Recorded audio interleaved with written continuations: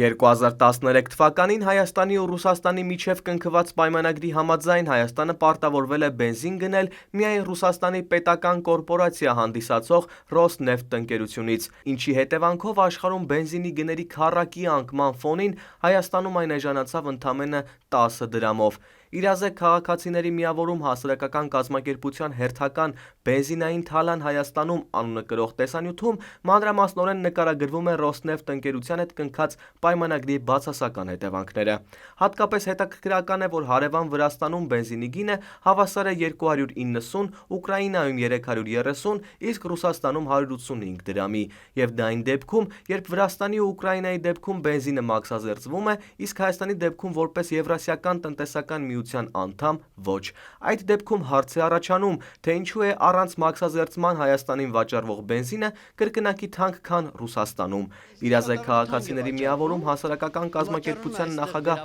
Դանիել Իոնիսյանի դիտարկմամբ պատճառը մենաշնորհի չարաշահումն է ռուսական Ռոսնեֆտ ընկերության կողմից։ Սա իհարկե պետք է խնդիր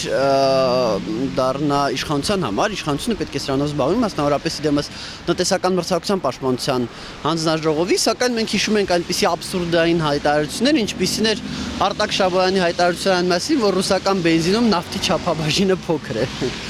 ինչը ուղղակի ծիծաղ է առաջացնում։ Իսկ մեր հաշվարկներով ռուսական Ռոսնեֆտը ուղղակի այս մենաշնորհի արդյունքում ամսական 1.5 միլիարդ դրամի գերշահույթ է ստանում